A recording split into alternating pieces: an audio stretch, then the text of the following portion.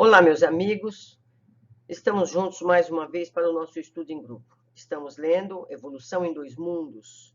Nós vamos perceber que é uma forma diferente do que nós temos visto até aqui na série André Luiz. São aspectos mais técnicos, são coisas mais direcionadas à prática. Não é tão romance como nós vimos até aqui, certo? Não tem tanta história. É mais objetivo. Então, vamos lá. Esse livro é feito por Francisco Cândido Xavier e Valdo Vieira. Eles fizeram a primeira parte, fez um, a segunda parte fez outro. Primeira parte, fluido cósmico. Então, vamos aprender sobre coisas técnicas, como eu disse.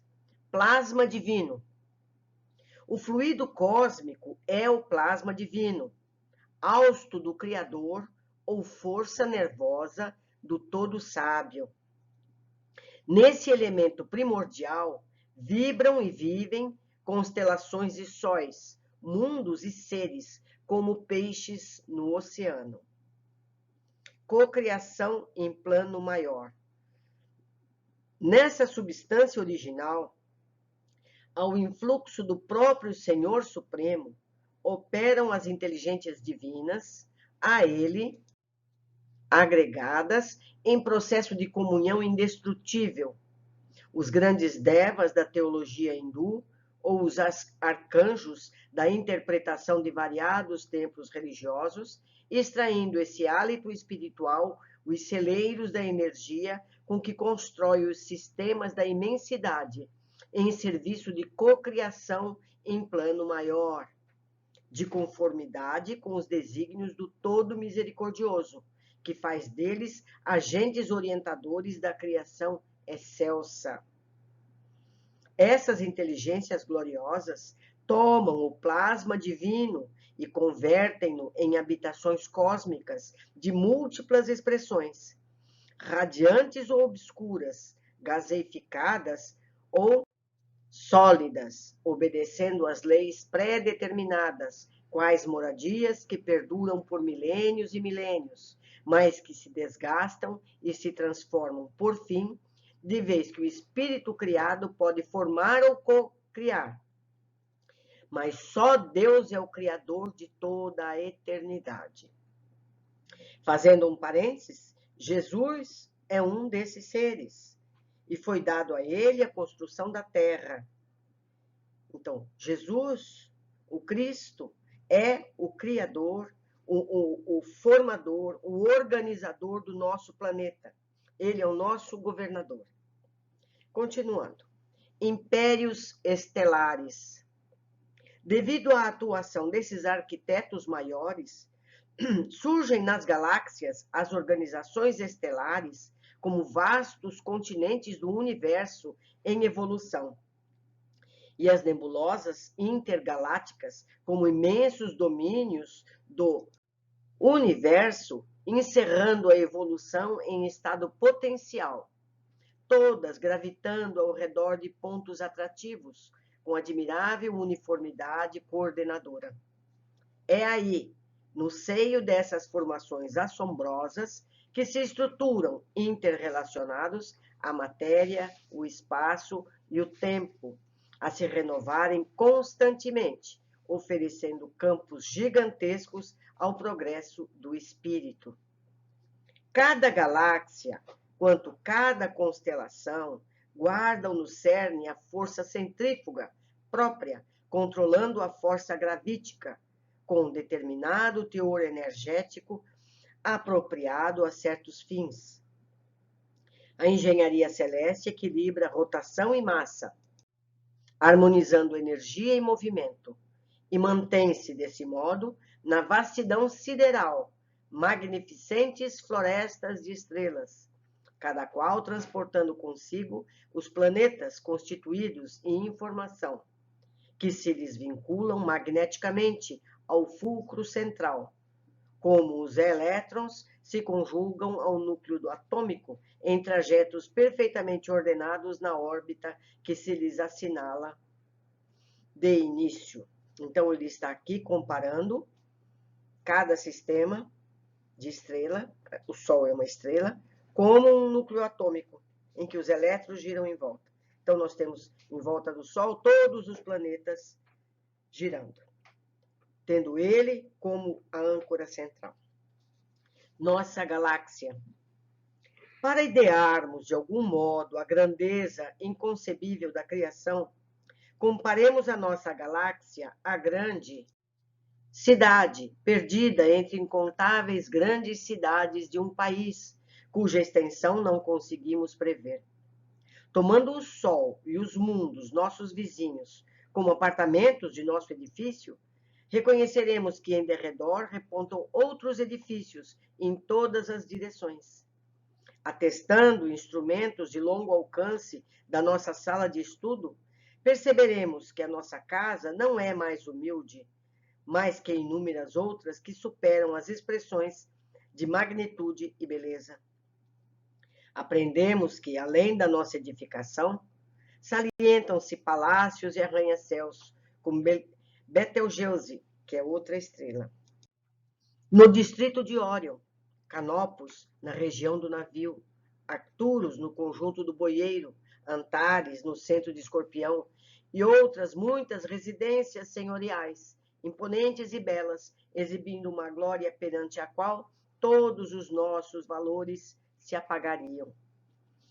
Então, ele está comparando aqui o nosso sistema solar como muito humildezinho perto de outros tantos maravilhosos que existem espalhados pelo universo. Por processos ópticos, verificamos que a nossa cidade, ou seja, o nosso sistema solar, apresenta uma forma espiralada, a que a onda de rádio, avançando com a velocidade da luz, gasta 1000 séculos terrenos para percorrer o diâmetro da nossa galáxia, não é nem do sistema solar. Nela, surpreendemos milhões de lares, nas mais diversas dimensões e feitios, instituídos de há muito, recém-organizados, envelhecidos ou em vias de instalação, nos quais a vida e a experiência enxameiam vitoriosas. Forças atômicas. Toda essa riqueza de plasmagem nas linhas da criação erguem-se à base de corpúsculos sob radiações da mente, corpúsculos de irradiação que, no estado atual dos nossos conhecimentos, embora estejamos fora do plano físico, não podemos definir em sua multiplicidade e configuração, porquanto a morte apenas dilata as nossas concepções e nos aclara a introspecção, iluminando-nos o senso moral, sem resolver de maneira absoluta os problemas que o universo nos propõe a cada passo, com os seus espetáculos de grandeza. Sob a orientação das inteligências superiores, congregam-se os átomos em colmeias imensas, e sob a pressão espiritualmente dirigida de ondas eletromagnéticas, são controladamente reduzidas às áreas espaciais infraatômicas, sem perda de movimento, para que se transformem na massa nuclear adensada, de que se esculpem os planetas, em cujo seio as mônadas celestes encontrarão adequado berço ao desenvolvimento. Semelhantes mundos servem à finalidade a que se destinam, por longas eras consagradas à evolução do espírito, até que, pela sobrepressão sistemática, sofram o colapso atômico, pelo qual se transmutam em astros cadaverizados. Essas esferas mortas, contudo, volvem a novas diretrizes nos agentes divinos, que se dispõem sobre a desintegração dos materiais de superfície, dando ensejo a que os elementos comprimidos se libertem através da explosão ordenada, surgindo novo acervo corpuscular para a reconstrução das moradias celestes, nas quais a obra de Deus se estende e perpetua em sua glória criativa. Luz e calor. Os mundos ou campos de desenvolvimento da alma, com suas diversas faixas de matéria em variada expressão vibratória, ao influxo ainda dos tutores espirituais, são acalentados por irradiações luminosas e caloríficas, sem nos referirmos à força de outra espécie, que são arrojadas do espaço cósmicos sobre a Terra e o homem, garantindo-lhes a estabilidade e a existência. Temos assim a luz e o calor, que teoricamente classificamos entre as irradiações nascidas dos átomos supridos de energia. São esses que, excitados na íntima estrutura, despedem as ondas eletromagnéticas. Todavia, não obstante tatearmos com relativa segurança as realidades da matéria, definindo a natureza corpuscular do calor e da luz, e embora saibamos que outras oscilações eletromagnéticas se associam, insuspeitadas por nós, na vastidão universal, aquém do infravermelho e além do ultravioleta. Completamente fora da zona de nossas percepções, confessamos com humildade que não sabemos ainda, principalmente no que se refere à elaboração da luz, qual seja a força que provoca a agitação inteligente dos átomos, compelindo-os a produzir irradiações capazes de lançar ondas no universo com a velocidade de 300 mil quilômetros por segundo, preferindo reconhecer em toda parte, com obrigação de estudarmos e progredirmos sempre o hálito divino do Criador. Cocriação em plano menor. Em análogo alicerce, as inteligências humanas que ombreiam conosco utilizam o mesmo fluido cósmico em permanente circulação no universo para a cocriação em plano menor, assimilando os corpúsculos da matéria com a energia espiritual que lhes é própria, formando assim o veículo fisiopsicossomático em que se exprimem ou cunhando as civilizações que abrangem no mundo a humanidade encarnada e a humanidade desencarnada. Dentro das mesmas bases, plasmam também os lugares entenebrecidos pela purgação infernal, gerados pelas mentes desequilibradas ou criminosas nos círculos inferiores e abismais, e que valem por aglutinações de duração breve no microcosmo em que estagiam sobre o mesmo princípio de comando mental com que as inteligências maiores modelam as edificações macrocósmicas que desafiam a passagem dos milênios. Cabe-nos assinalar desse modo que, na essência, toda a matéria é energia tornada visível. Toda a matéria é energia tornada visível e que toda a energia, originadamente, é força divina de que nos apropriamos para interpor os nossos propósitos aos propósitos da criação, cujas leis nos conservam e prestigiam o bem praticado, constrangendo-nos a transformar o mal de nossa autoria no bem que devemos realizar, porque o bem de todos é o seu eterno princípio.